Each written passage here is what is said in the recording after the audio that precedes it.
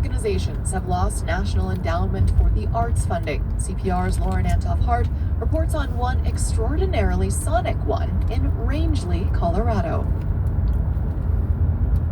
The water tank serves as a concert hall and recording studio in rural Colorado. We fixed Twin has a water tank. Inside, Addie Friedrich plays with the sound of her voice.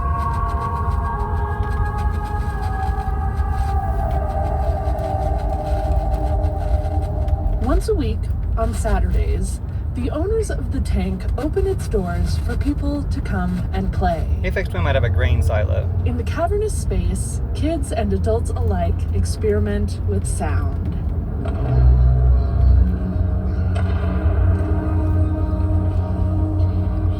But this wasn't the tank's initial purpose. It originally held water for steam engines. Then, in the 1960s, the people of Rangeley purchased it to store water for fire suppression. When they brought it to town, they reassembled it atop a loose shale hill. But there was a problem. The insurance guy says, oh no, you can't fill that with water. The hill's too soft, you'll bring the hill down. That's James Paul, executive director of the tank. So it was a fiasco, a boondoggle, and nobody ever filled it with water. So it sat empty for years, but it didn't go unused. The kids are breaking into it and getting drunk in there and writing on the walls, and just generally, it was just turned into a hangout.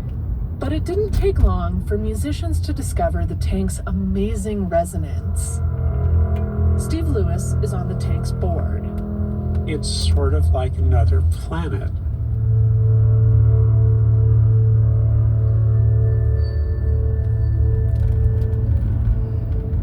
In 2016, after decades of unsanctioned shenanigans, folks brought the tank up to code and turned it into an arts nonprofit. It attracts people not only from Rangeley, but from all over the world.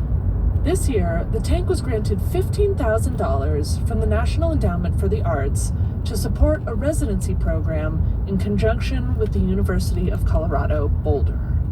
Then, that funding was pulled by the Trump administration.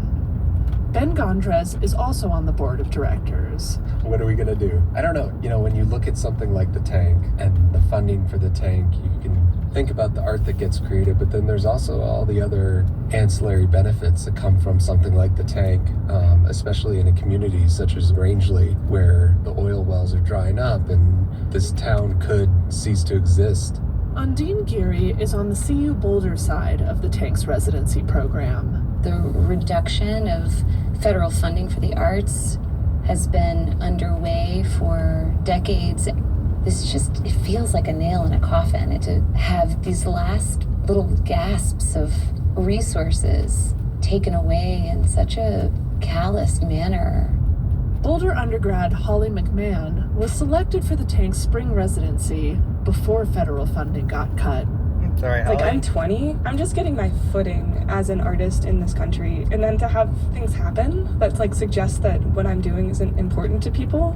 I would have liked to hear what you could do if you had that residency. It almost makes me want to leave. But she says she's already seen the impact her work has had on people. I'm never gonna stop composing as a result. Geary says the tank raised enough money to cover the shortfall for McMahon's program, but funding for future residents is uncertain.